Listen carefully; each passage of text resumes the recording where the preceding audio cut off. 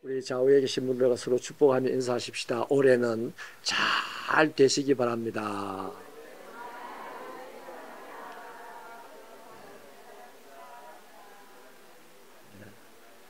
저는 올해 우리 성도들 중에 10배로 잘 되는 사람이 있기를 기도하면서 새롭게 하소서라고 제목을 정하고 말씀을 지냈죠.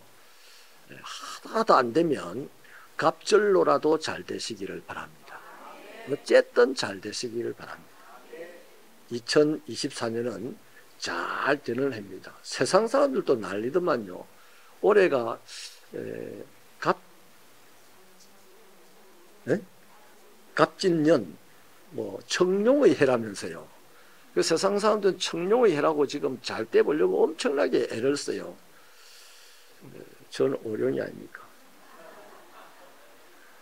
우리 새벽교회 여러분, 올해 정말 잘 되기를 바라서 열심을 내어보십시다.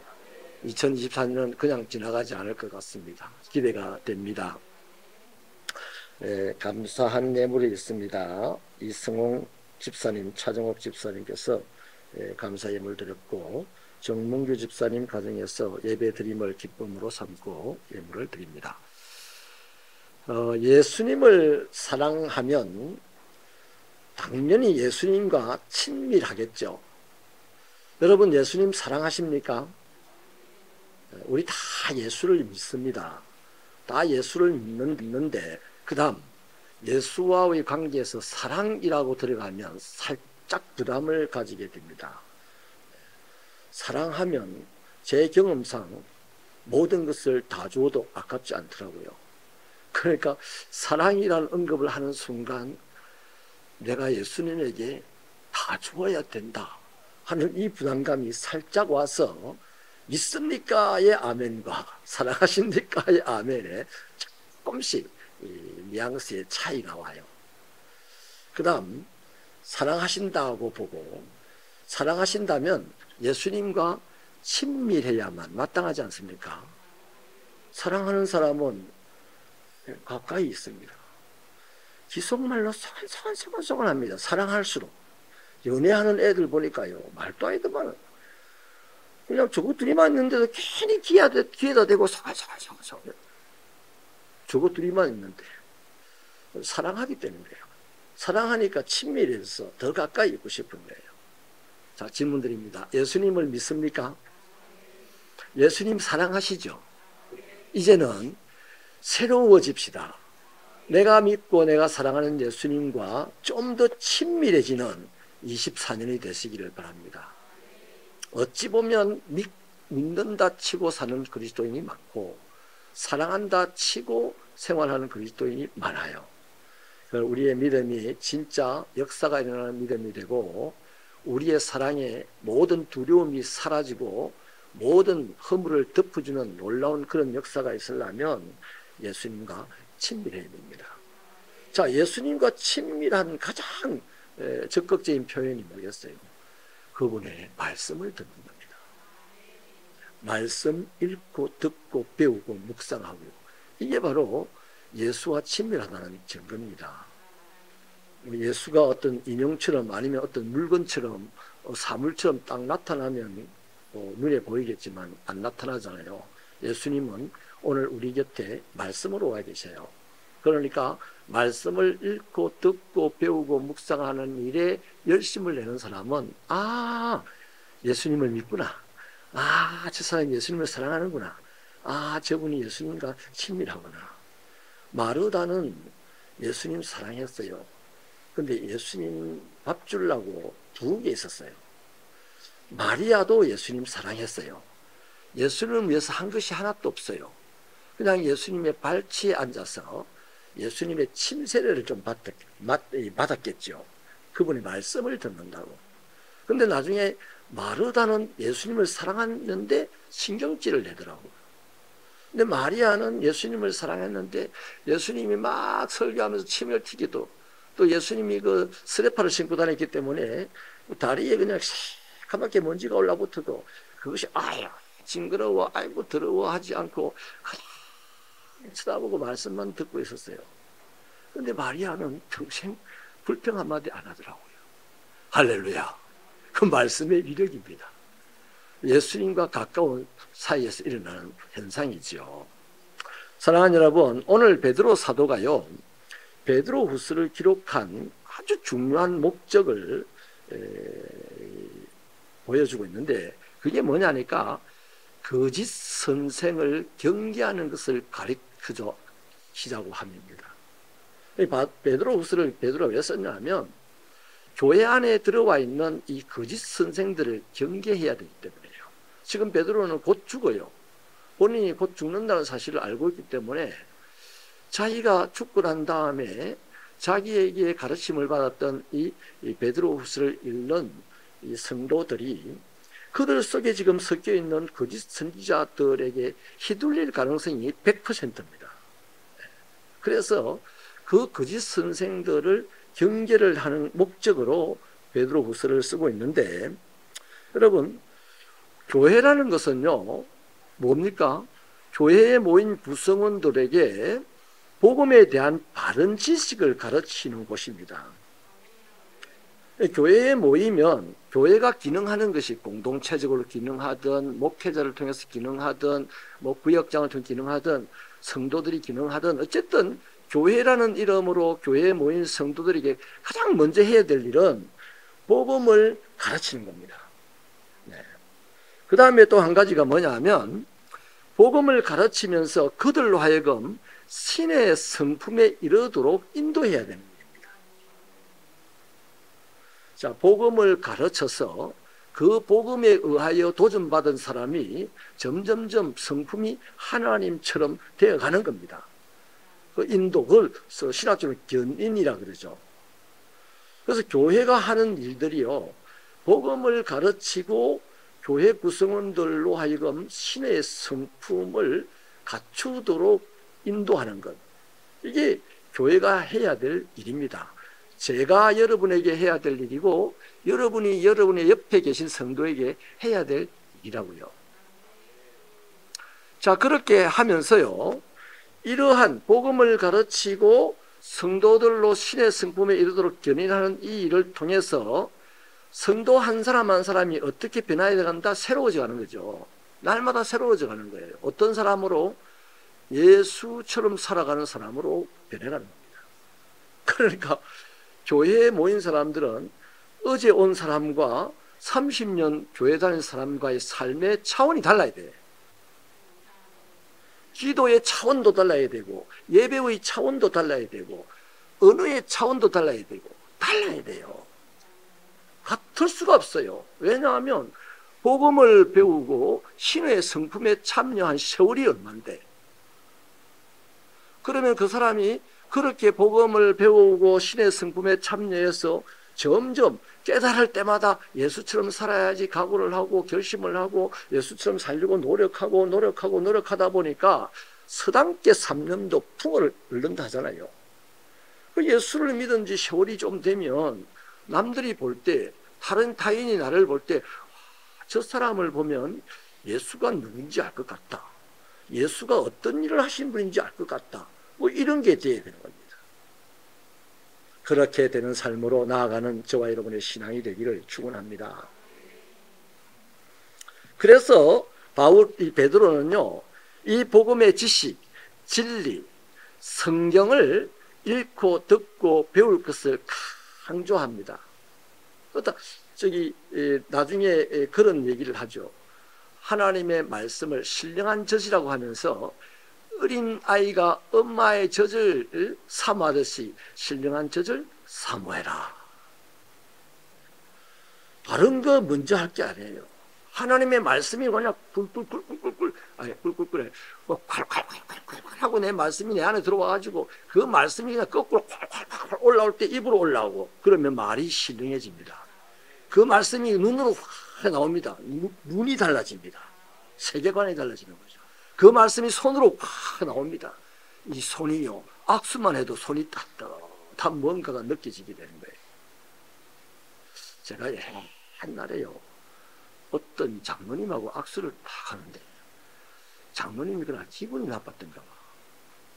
저 청년 사회가 할 때요, 그 장로님이 손을 탁 빼려고 하는 거예요.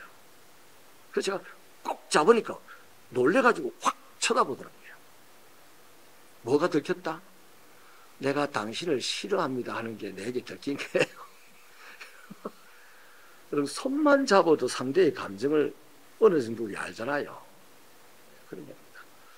여러분, 하나님의 말씀을 읽고 듣고 배우는 게 제일 노력하시기를 바랍니다. 그리고 거기서 나오는 에너지로 전도하고, 거기서 나오는 에너지로 기도하고, 거기서 나오는 에너지로 예배드리고, 거기서 나오는 에너지로 선교하고 하면 그 말씀이 기도가 되고, 말씀이 선교가 되고, 말씀이 봉사가 되는 겁니다.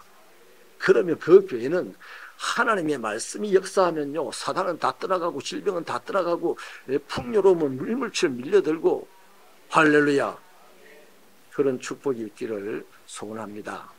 그러니까 우리가 신앙생활 할 때 조금만 잘하면 기적이 일어납니다.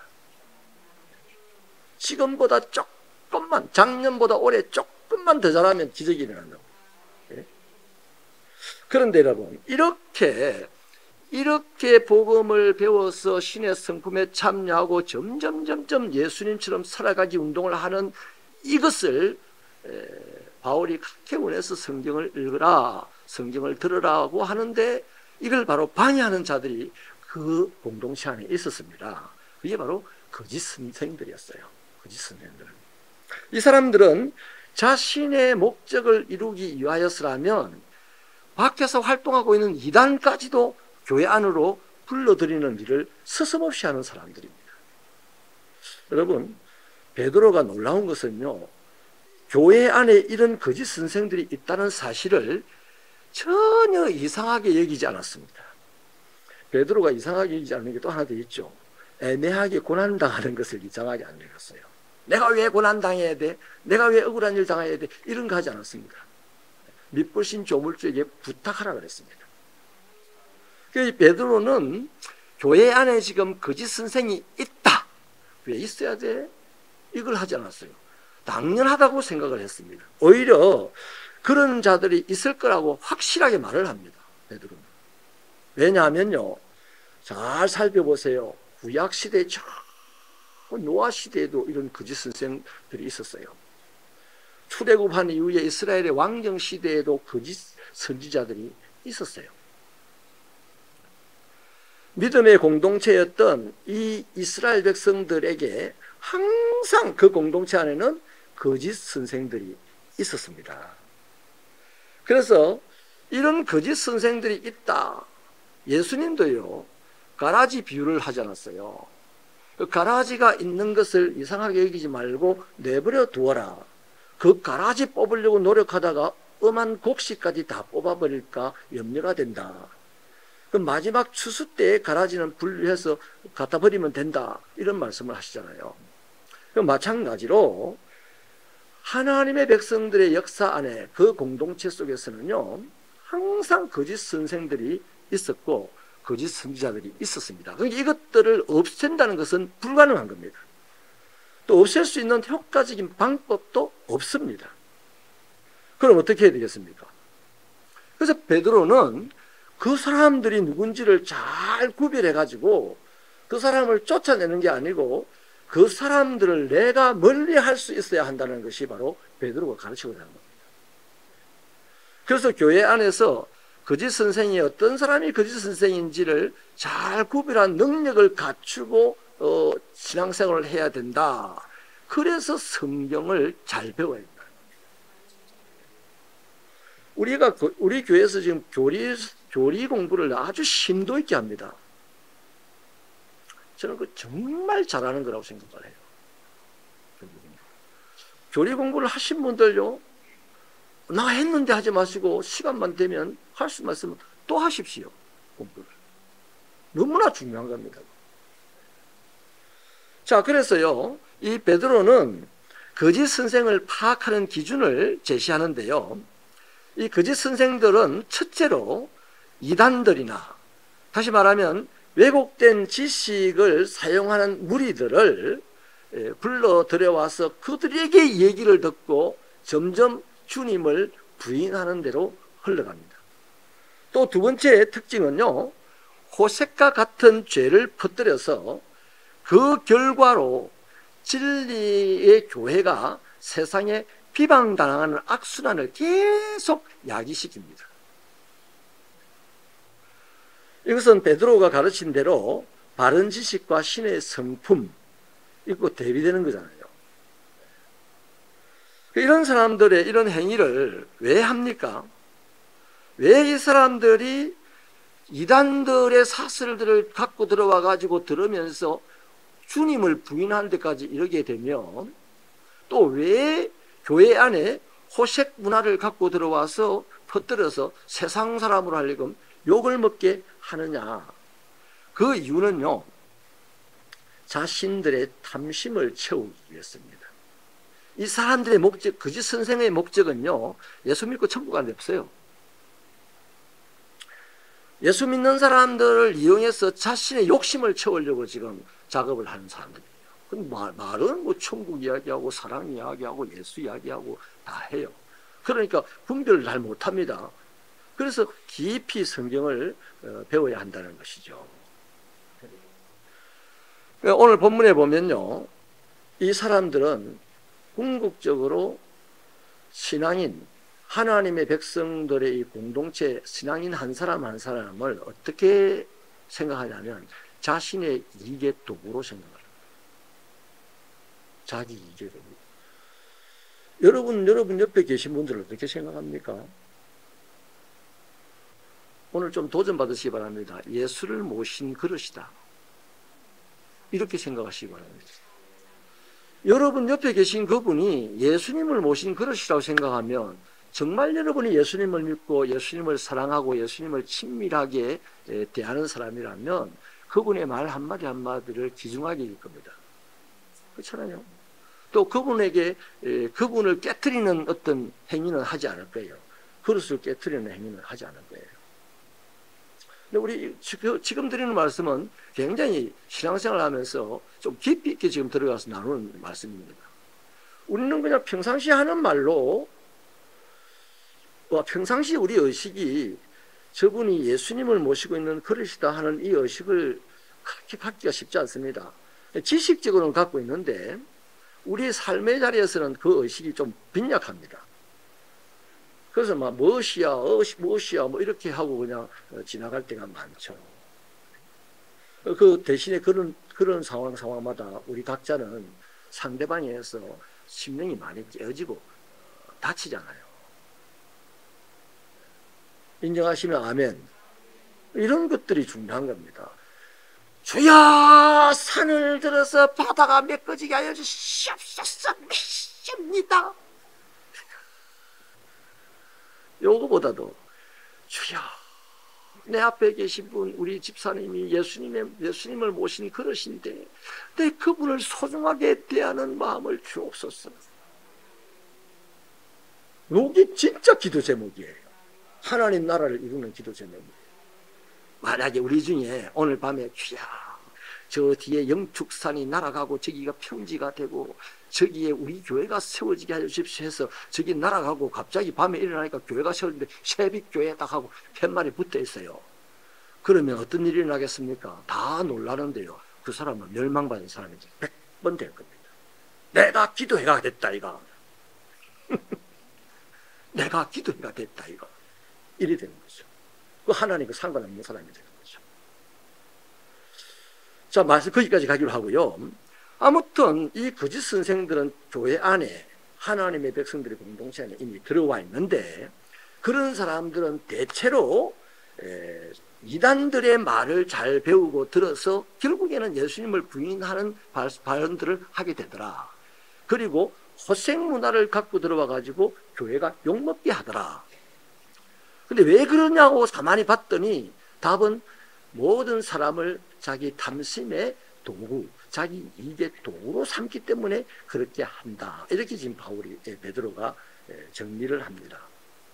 여러분, 결국에는 어떤 사람이 이단 또 어떤 사람이 거짓 선생인가 아닌가를 구분하기 위해서는요, 오늘 드린 이 세 가지 지침을 가지고 신앙인들을 대하면 됩니다. 첫째는요, 지금까지 한 번도 들어보지 못했던 가르침을 딱 말하는 사람이 있어요. 교회 안에도 그런 사람이 생길 수 있습니다. 거짓 선생은 이단을 끌어들인댔잖아요. 신천지 가서 듣고 와가지고 교회 안에 와서 생전 처음 들어보는 산박한 말을 하는 사람이 있어요. 그런 소리를 딱 들으면 그 사람을 이단일 가능성 있다 하고 경계해야 됩니다. 사탄아 이단아 물러가라 이렇게 하면 안 되고 경계하고 그를 좀 멀리 둬야 되는 거예요. 여러분, 이게 굉장히 중요합니다.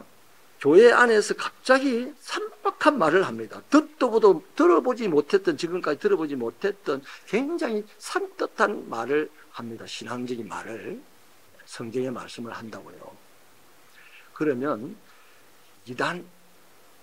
지금 이단과 관계된 사람이 됐나 하고 경계를 해야 된다는 거예요. 경계하세요. 경계해야 돼요. 제가 지난번에 교회에 있을 때요, 주일학교 교사였는데요, 항상 목사님 성경 공부 좀 해주세요. 성경 공부 좀 했어요. 그래서 담임 목사님이 성경 공부를 허락을 하지 않아가지고 못했는데, 나중에 이제 복음의 삶이라는 성경 공부를 딱 시작을 하니까 들어왔어요. 들어와서 태클을 탁탁 걸어요. 그래서 제가 어느 날 불러가지고 당신 어디 가서 성경 공부하냐 물어요. 내 성경 공부 안 가는데요. 그래요. 당신 틀림없다. 지금 덕천교회가 아닌 다른 어딘가에 가서 성경 공부를 하고 있다. 굶주렸거든요. 성경 공부에 굶주렸던 사람이에요. 하고 있다. 그 나중에 1년 후에 제가 다른 교회 목사님에게 명단을 받았는데 조모모라는 사람 이름이 있더라고요. 신천지 명단 안에. 제법 훌륭한 선생님이 되더라고요. 그래서 불렀어요. 당신 신천지에 들어간 지 오래됐는데 조용히 나가라 하셨어요. 그래가지고 막 이렇게 저렇게 하다가 남편도 안수집사였어요. 그래서 결국 나가서 지금 양산의 어떤 신천지에 지금 핵심 멤버로 있어서 저한테 가끔 또 문자 옵니다. 목사님 좋은 집회 한번 오세요. 다른 데 그 사람 교회 다녔어요. 주일학교 교사였어요. 남편이 안수집사였어요. 그런데 어느 날 산박한 말을 해요. 경계해야 됩니다. 물론 내가 처음 듣는 가르침이라고 해가지고 그게 다 이단이라고 말할 수는 없어요. 없습니다. 요즘 그 누구의 가수, 춤 잘 추는 가수 이름 있잖아요. 박진영이. 그 박진영이 유튜브 보면요, 박진영이가 성경을 푸는데 막 기가 막히게 풉니다. 오늘 또 들을라. 들어도 되긴 돼요. 되는데 산박해요. 그럼 뭐 해야 된다? 경계해야 되는 거예요. 그 사람을 이단이다 아니다 난리가 났어요. 그런데 이단인지 아닌지 몰라요. 뭐 해야 된다? 경계해야 된다는 거예요. 경계. 경계까지 해야 된다는 거죠. 그래서 여러분, 산박한 가르침이 이단이다 아니다라고 할 수는 없지만은 뭐 해야 된다? 경계를 해야만 내라는 사람이 앞으로 이단 거짓 선생들에게 휘둘리지 않게 된다는 것입니다. 두 번째는요, 만약에 처음 듣는 가르침을 주는 사람들인데, 자, 교회 안에서 이런저런 가르침을 처음 줍니다. 주는데 누군가를 비방하거나 다른 가르치는 자를 비방하거나 거짓말을 하거나 음란한 죄를 저지르고 있다면 그것은 100% 이단입니다. 지금까지 나타난 이단들은요, 100이면 100 다 조직적으로 거짓말을 가르칩니다. 신천지 나이 든 사람은 전도하지 마라 그래요. 그런데 바깥 활동을 할 때는 굉장히 잘 섬기는 것처럼 해요. 왜 나이 든 사람 전도하지 말을까요? 쉽게 말하면, 죄송합니다, 이렇게 자기들의 표현에 하면 돈 안 된다. 그래서 하지 말아야 돼요. 그래서 조직적으로 거짓말을 가르치거나 가정을 등한시하게 하거나 가르치거나 또 자연스러운 결혼 관계를 그것을 무시하는 이런 행태의 가르침들이 있다면, 섞여 있다면 그것은 무조건 이단 가는 겁니다. 이단 가는 겁니다. 예수를 부인하지 않았다 해도 그런 것들은 다 이단으로 가요. 나중에. 아직 타이밍의 문제지 예수를 부인할 사람들입니다. 그 다음 세 번째는요, 이 사람들의 모임 가운데 대표자라는 사람이 있어요. 어느 날 대표자라고 탁 드러나는데 그 사람이 사적으로 엄청난 이익을 누리고 있다면 그 바로 또 이단입니다. 대표가 엄청난 그 재물을 누리고 있다면, 유명세가 크고 재물을 많이 누리고 있다면 거기다가 마치 군주처럼 행세를 한다면요, 이단 갑니다. 우리나라에 아직까지 이 교단에서 이단 정지하지 않는 큰 믿음 교회가 있잖아요. 그런 친구들. 우리 교회 옛날에 다니다가 제 오기 전에 교회에서 나가신 분도 거기 다닌다더라고요. 다 이단입니다, 이단. 그 증거가 바로 이겁니다. 대표자가 사적인 이익을 크게 누리고 또 군주처럼 행세를 하는 거예요. 권력을 행사를 하는 거예요. 자, 이렇게 보면 여러분, 이단스럽다, 경계해야 된다, 우리 대체로 알 수 있어요. 근데 이런 훈련들을 자꾸만 받아야만 돼요. 이런 얘기를 자꾸만 들어야 돼요. 어떻게 장로님이, 요 옆에 교회 장로님도 신천지로 넘어갔어요. 어떻게 그렇게 넘어갈 수가 있을까요? 장로님인데 훈련을 안 받았어요. 장로님인데 성경 공부를 아예 안 해요. 그러면 어느 날 이단은요, 미혹의 영을 가지고 들어오기 때문에 사람이 미혹의 영을 이길 수 있는 사람이 없어요. 목사든 장로든 다 못 이깁니다. 그래서 이 미혹의 영을 이기기 위해서 끊임없이 우리는 훈련받고 또 훈련받아야 되는 거예요. 여러분, 갑옷을 한번 탁 입었어요. 1년 동안 가만히 입고 다니면서 비 맞고 이렇게 다니면 갑옷 노릇 합니까? 그 녹이 끼어가지고 갑옷이 움직이지도 않을 거야. 입었다가 벗었다가 닦고 씻고 솔질하고 막 이래야 되잖아요. 우리 그리스도인들이 이게 안 됩니다, 지금. 새벽교회는 훈련이 좀 되시기를 축원합니다. 자, 그렇다면 여러분, 이 거짓 선지자들, 거짓 선생들의 결국이 어떠하냐? 한번 따라합시다. 하나님에 의해 멸망한다. 가는 길이 그겁니다. 가는 길이 쭉쭉쭉 하다 탁 하고 멸망을 하는 거예요. 하나님에 의해 멸망을 한다는 거죠. 여러분, 하나님의 심판의 역사를 가만히 살펴보세요. 태초에 있었습니다.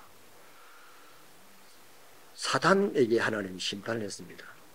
사단이 뭘 거역합니까? 하나님을 거역하고 하나님 노릇했어요. 하나님 행세를 했어요. 자기가 진리인 양 했단 말이죠. 그래서 하나님이 그를 용서치 아니하고 심판하여서 내쫓아 버렸어요. 멸망으로 내쫓아 버렸단 말이죠. 그 다음에 또 역사 속에서 어떤 심판이 있습니까? 오늘 우리 성경을 보면요, 노아 시대에 하나님이 어떻게 했습니까? 세상을 심판했습니다. 또 아브람 시대에 소돔과 고모라를 심판했죠. 자, 이렇게 일련의 심판들을 보면요, 하나님의 심판에는 반드시 하나가 탁 하고 튀어나오는 게 있습니다. 뭘까요? 공통점입니다. 하나님의 심판은 멸망을 동반한다는 거예요. 멸망을 동반하는 거예요. 소돔과 고모라 심판당했어요. 멸망으로 당했습니다. 또 노아 시대의 세상 심판당했어요. 멸망으로 당했습니다. 사단이 하나님 보좌에서 심판당했어요. 멸망으로 심판당했습니다. 그런데 이 교회 안에 있는 거짓 선생들, 거짓 선지자들, 이단들은 교회 안으로 누가 끌어들인 겁니다. 거짓 선생들이 끌어들인 거예요. 그래서 이 사람들의 결국이 어떠다? 하나님에 의해 멸망을 받는다는 겁니다. 하나님은 반드시 그들은 무너뜨리십니다. 진리를 거역했기 때문에. 여러분, 진리를 거역 안 하려면 진리를 알지니 진리가 너희를 자유케 하리라. 진리를 안다는 말은 진리와 계속해서 관계를 맺는다는 말입니다. 진리와 계속해서 관계를 맺는다는 것은 진리를 끊임없이 읽고 듣고 배우고 묵상한다는 얘기예요. 그래서 진리가 축적이 된다는 얘기죠. 여러분, 바로 이런 점 때문에 베드로 이후에 베드로 후서를 읽는 독자들은 그들의 유혹과 가르침을 따라가서는 안 된다는 겁니다. 베드로가 지금 그 얘기를 하는 거예요. 하지만은 아무리 불법한 세상이고 이단이 판치고 거짓 선생이 판쳐도 그들을 우리가 쫓아낼 힘도 없고 방법도 없어도 우리가 그들을 경계하고 그들을 구별해서 그들과 거리를 멀리 하느라고 애를 쓰면요, 하나님은 그 심판의 와중에서 그들을 구원한다는 겁니다. 그 예로 오늘 누구를 듭니까? 소돔 고모라 심판에서 롯을 예로 들고 세상 심판에서 노아를 지금 예로 들고 있는 거예요. 여러분, 솔직히 저와 여러분은 주변에서 하는 말들에 많은 영향을 받고 살거든요. 한 청년을 보고요, CCTV에 그 청년이 뭐 이러하더라 하고 소문이 났어요. 그 거짓말 소문이 났어요. 그러자 나중에 이제 이 청년이 이제 최후 통첩을 보냈습니다. 그 CCTV를 내놓고 이런 거짓말 한 사람들은 가지고 내 앞에 온나? 언제까지 안 오면 나는 당신들을 경찰에 고발하겠다. 그러자 이제 그 소문을 낸 사람들이 아이고 미안하네, 사실은 아니었는데 네 질서 좀 잡다고 그랬다네. 그래 해결됐어요.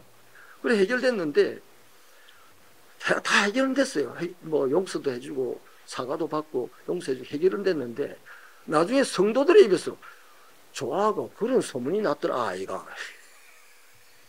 그 상처는 지금까지 안고 가는 거예요.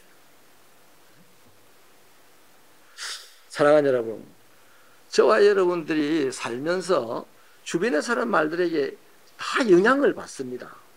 무슨 말씀이냐 하면 거짓 선생이 우리에게 말하는 것에 영향을 받는다니까요. 저와 여러분이 아무리 대단한 사람이라 하더라도, 그러니까 거짓 선생인지 이단인지 교회 안에서 빨리 분별해서, 아까 그 지침들 몇 가지를 가지고 분별해서 그들이 거리를 둬야 됩니다. 거리를 두게 되면 하나님의 지혜를 가지고 거리를 두게 되면 그 사람들이 이거 안 통하네 하고 자기 자리를 찾아서 어디로 갈 거 아닙니까? 그 방법밖에 없다는 거죠. 여러분, 저와 여러분이 교회 안에서 건강하게 신앙생활하고 행복하게 신앙생활하고 거기다가 덤으로 하나님의 사명을, 교회 하나님 나라 확장이라는 이 사명을 아름답게 완수를 하려고 하면, 저는요, 죄송한 표현입니다만은 작년 말에 우리 유 장로님, 제가 이제 사역을 하고 실제로 같이 사역을 하면서 이 장로님 은퇴를 했잖아요. 그전에 우리 이영배 장로님이나 송영희 장로님이나 조기태 장로님 은퇴하셨지만은 저랑 사역을 한 바가 별로 없지 않습니까? 근데 이제 16년을 사역을 하고 은퇴를 하는데 저 깜짝 놀랐어요. 저분이 저렇게 성도들에게 사랑을 받나?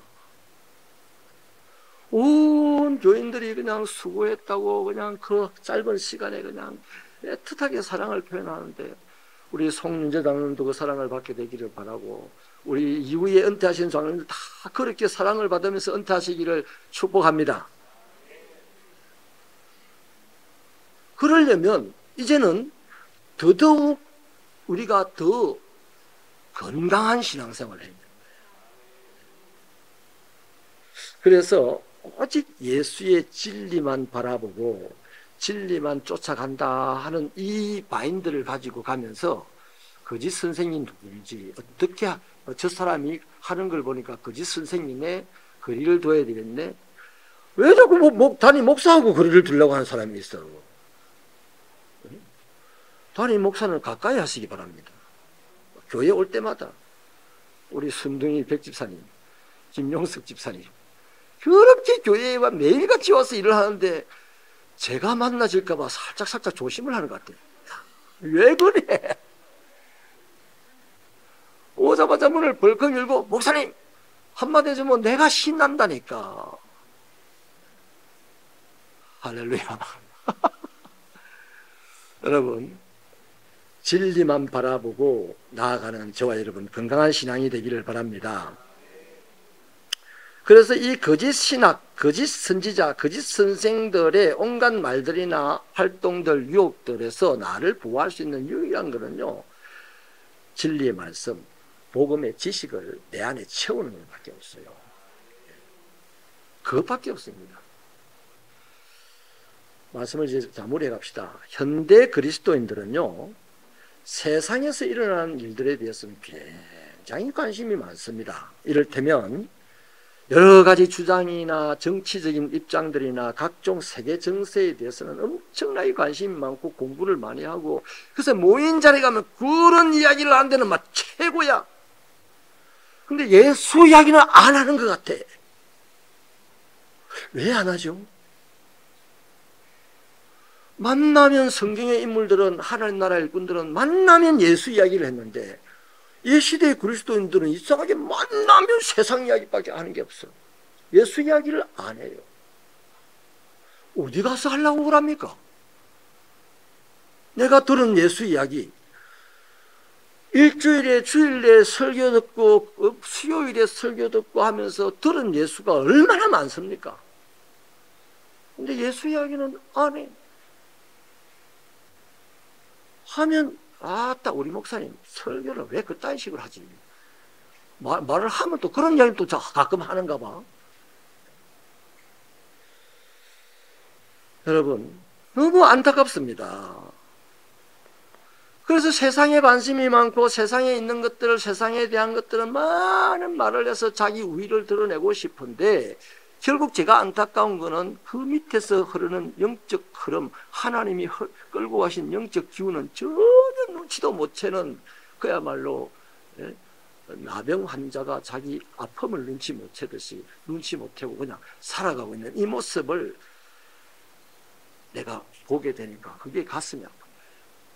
그게 저를 힘들게 하는 겁니다. 한 번씩 제가요, 화가 날 때 가끔 이런 가끔씩 얼굴에 환한 표정은 여러분에게는 그렇게 안 보이는데 우리 저 유장놈이랑 엄장놈은 자주 볼 거예요.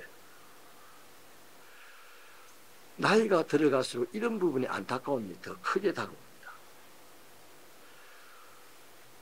예수 믿는 사람이 예수 이야기는 안 하고, 예수 믿는 사람이 세상의 어떤 지식을 드러내는 얘기는 많이 하는데, 그건 그렇다 치더라도 그 밑에서 흘러가고 있는 하나님의 어떤 영적 기운을 지금 모르고 가고 있다는 것 때문에 제가 아프고 화나고 그런 거예요. 그래서 세상이 시끄러운 겁니다. 세상에 온갖 난리가 일어나도요, 진리에 다 붙잡힌 베드로가 배 밑창에 앉아가지고 수갑도 차고 앉았어요. 폭풍우가 시끄럽게 하고 막 내죽는다가 어성을 치는 사람이 시끄럽게 해도 여러분들이요, 이제는 안심하세요. 이럴 수 있는. 그래서 그 폭풍우도 잠재우고 그 뱃속에 있는 요동치는 사람들의 마음도 잠재우고 잠잠케 하고, 그래서 로마까지 시원하게 잘 가게 하는, 이게 그리스도인입니다. 그러려니 그 안에 뭐가 있어야 된다?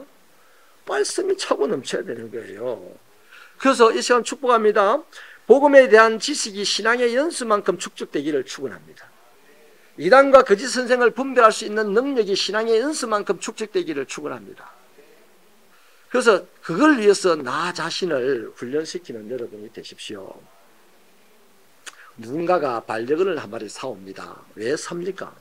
반려견이 예쁘고 사랑스러워서 사겠죠. 그래서 반려견하고 같이 한번 살아보겠다고. 그래서 집에서 애지중지 키우는데요, 그 키우는 사람이 훈련을 시킵니까, 안 시킵니까? 훈련을 반드시 시켜야 됩니다. 사랑해서 사왔으면 그 반려견은 반드시 훈련을 시켜야 됩니다. 왜? 주인 자신의 기쁨과 행복을 위하여, 또 그 강아지의 안전을 위하여 훈련을 시켜야 됩니다. 근데 저는 훈련을 안 시켰어요. 그랬더니 이 녀석이 사회성이 결여돼가지고 지는 좋아서 다른 강아지 보면 와 하고 달렸는데 다른 강아지는 자기를 막 무릎 꿇는 거예요. 그래도 이 애가 착하니까 물리고 말아. 그 지만 손해잖아요, 훈련을 안 받으니까. 근데 훈련을 잘 받으면, 끊임없이 훈련을 받으면 그 강아지는 어디를 가도 아무 강아지하고도 잘 놀아요. 사회성이 발달해가지고. 오늘 이 시대에 제가 반려견 얘기를 해서 조금 그렇습니다만은, 이 시대에 우리 그리스도인들의 모습을 봐도 그래요. 훈련받은 그리스도인은 세상을 이끌어갑니다. 소용돌이치는 세상을 잠잠케 만듭니다. 괴로운 세상을 행복하게 만듭니다. 근데 예수를 믿는 사람이 다 많은데 그냥 하나님의 사랑만 의지하고 살아가는 사람들, 훈련받지 않는 그리스도인들은 세상을 시끄럽게 하는 주범이 되고 맙니다. 저 여러분 어떻게 하려니까 이제 이제 주님을 만날 때까지 세상을 행복하게 만드는 멋있는 그리스도인 되시기를 축원합니다.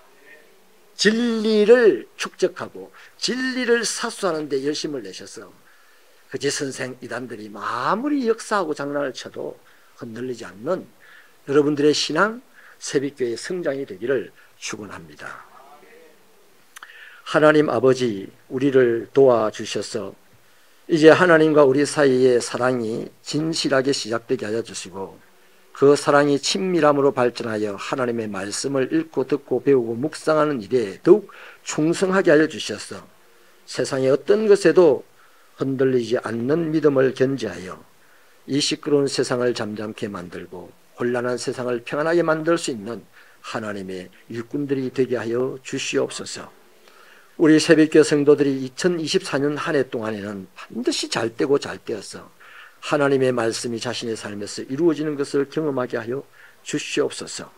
병약한 자들이 아버지 하나님의 말씀으로 치유함을 받는 역사가 일어나게 하여 주시고 가난한 자들이 아버지 하나님의 말씀으로 살아갈 용기를 얻는 한 해가 되게 하여 주시고 인간관계가 괴로운 자들이 하나님의 말씀으로 합평케 하는 은사를 발휘하여 세상을 차지하고 다스리는 자가 될 수 있도록 축복하여 주옵소서. 예수님 이름으로 기도하옵나이다. 아멘.